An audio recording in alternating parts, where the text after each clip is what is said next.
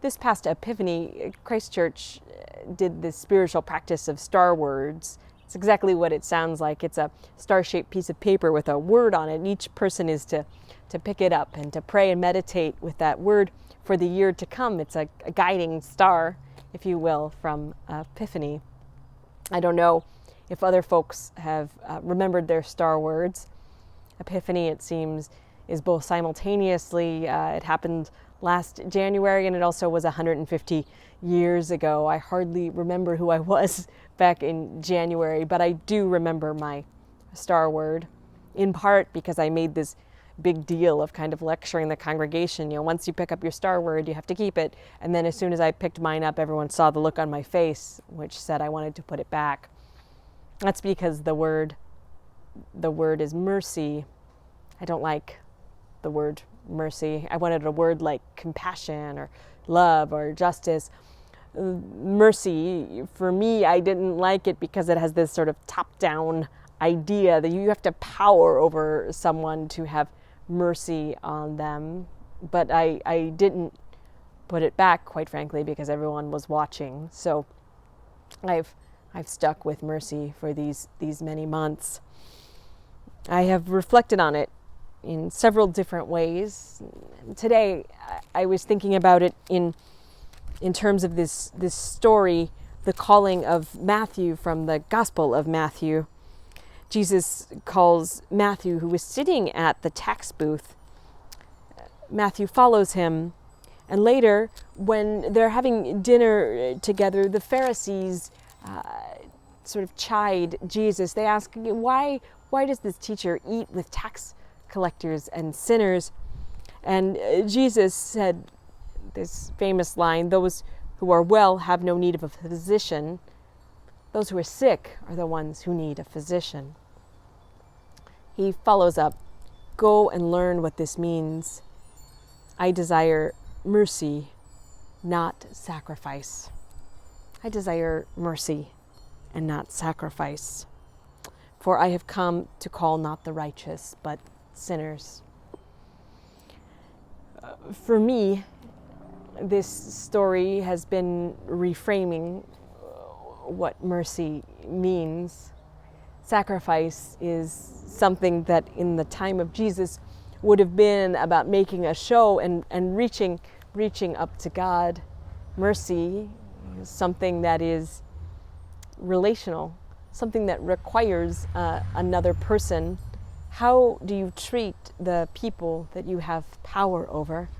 This is what God is most interested in. For me, I've been reflecting on what mercy means in these past many months. In part, I've been reflecting on what mercy means just within myself. What is that voice in my head that is sometimes so quick to judge me and put me down? Can I have mercy? Can I have mercy on my own self? Can I remember that I'm a beloved child of God? Mercy, I've also been thinking about in this context of social transformation and this cry for social change.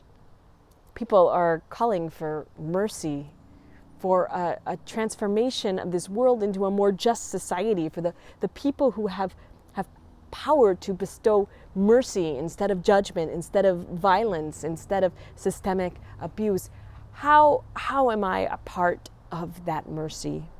How am I crying out alongside people for mercy?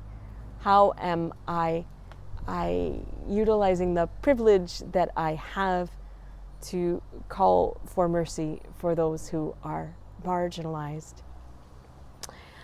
I'm still wrestling with the word mercy, but I'm beginning to see through this word that even when I perhaps initially write something off as not being of my own faith or not applying to my own spiritual journey, God has a way of